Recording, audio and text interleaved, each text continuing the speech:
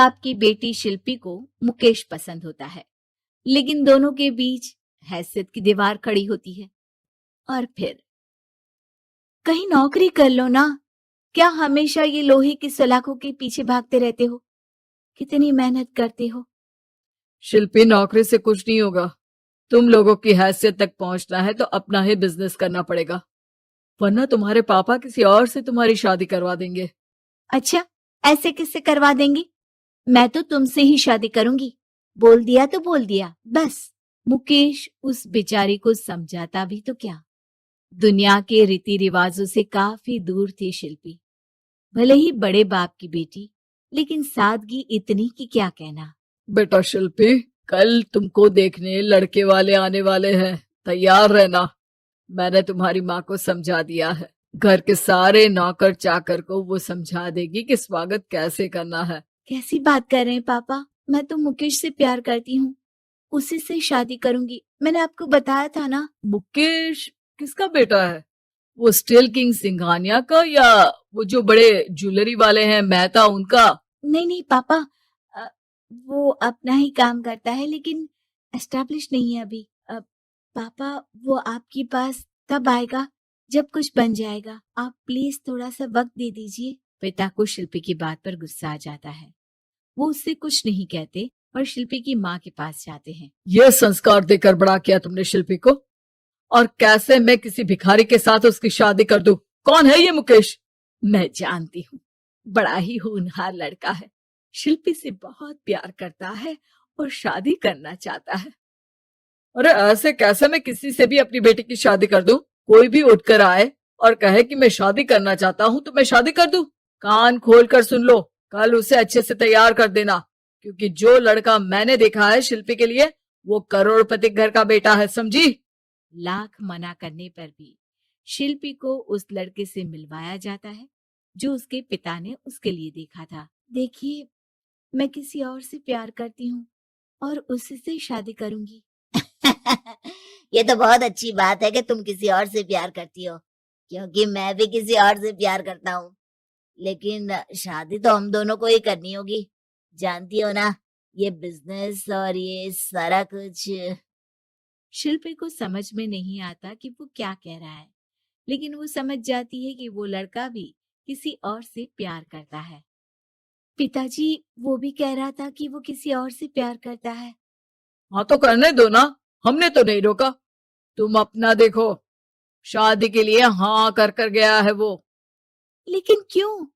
अरे वो और मैं दोनों ही एक दूसरे से प्यार नहीं करते, फिर शादी क्यों कर ले? पापा, एक बार सिर्फ मेरे कहने पर आप मुकेश से मिल ले।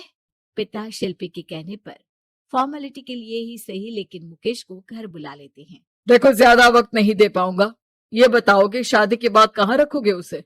2 कमरे के मकान में? नहीं सर, मैंने 2 साल के बाद का सारा प्लान कर लिया है। मैंने आयरन इंडस्ट्री खड़ी करने के लिए पूरा ब्लूप्रिंट तैयार किया है।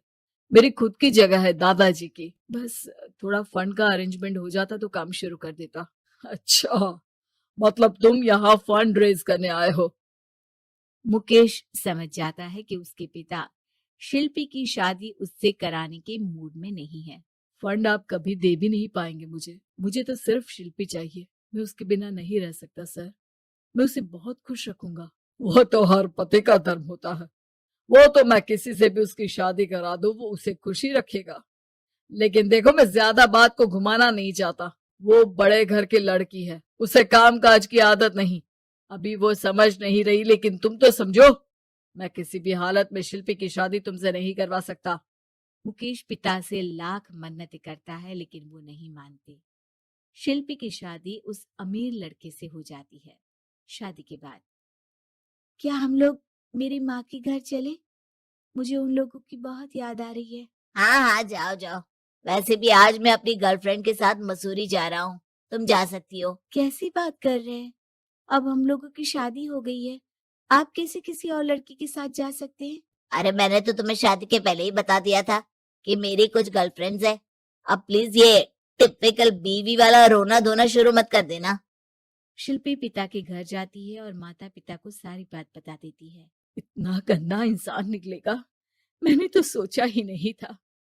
अरे क्यों कराई मेरी फूल जैसी बेटी की शादी ऐसे घर में। और तो क्या हो गया, शुरू शुरू में हर घर में ऐसा होता है, धीरे धीरे ठीक हो जाएगा। और वैसे भी उन लोगों के साथ हम लोगों की एक बड़ी डील फाइनल हुई है, समझी। उन लोगों से रिश्ता बनाकर रखो, तभी पैसों की बारिश होगी। पापा, अब समझ में आया कि आपने मेरे साथ ऐसा क्यों किया। मुकेश आपके सामने गिड़गिड़ा कर गया कि वो मुझे बहुत खुश रखेगा, लेकिन आपने मेरी शादी एक ऐसे लड़के से करा दी जो किसी और लड़की से प्यार करता है और शादी सिर्फ समझौते के लिए कर रहा है। पापा, मैं जा रही हूँ, लेकिन इस घर में कभी पैर भी नहीं रखूंगी। आपने मुझे सामान की तरह इस्तेमाल किया। माँ शिल्पी को बहुत रोकती है, लेकिन वो एक नहीं सुनती। कुछ समय बाद, शिल्पी, मुझे नहीं लग रहा कि अब हम दोनों के बीच ये शादी और रह पाएगी। मैं किसी और से शादी करना चाहता हूँ। वैसे तुम परेशान मत हो ना, तुम्हारे पापा के साथ हम लोगों की डील जो चल रही है ना, वो नहीं रुकेगी, क्योंकि तुम बहुत अच्छी लड़की हो। ठीक है, मैं जा रही हूँ, तलाक के पेपर में साइन करके। लेकिन एक शर्त है, मैं कहाँ गई ये बात मेरे पिता तक नहीं पहुंचनी चाहिए। शिल्पी घर छोड़कर चली जाती है। वो एक नौकरी करती है और अपना जीवन खुद संभालती है। लेकिन एक दिन, शिल्पी जी, आपसे मालिक मिलना चाहते हैं। अब मुझसे क्यों? शिल्पी मालिक के कमरे में जाती है, जहां सामने मुकेश होता है।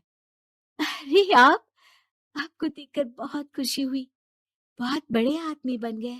थैंक्स, पर तुम्हें नौकरी करने की क्या जरूरत पड़ गई। मैंने तो सोचा भी नहीं था कि तुम मेरी शिल्पी होगी। तभी वहां शिल्पी के पिता आ जाते हैं। शिल्पी, तुम्हारे बारे में माँ से पता चला।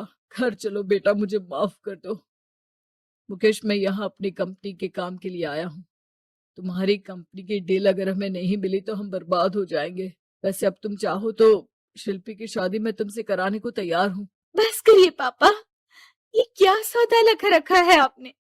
जिस कंपनी से आपकी डील हो, अपनी बेटी की शादी उसी के घर करा देते हैं।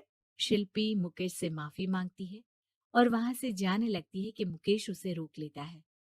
रुको शिल्पी, ये सब कुछ तुम्हारे लिए है। ये कंपनी, ये नाम सिर्फ तुमसे शादी करने के लिए ही खड़ा किया था। मैं आज भी तुमसे बहुत प्यार करता हूँ।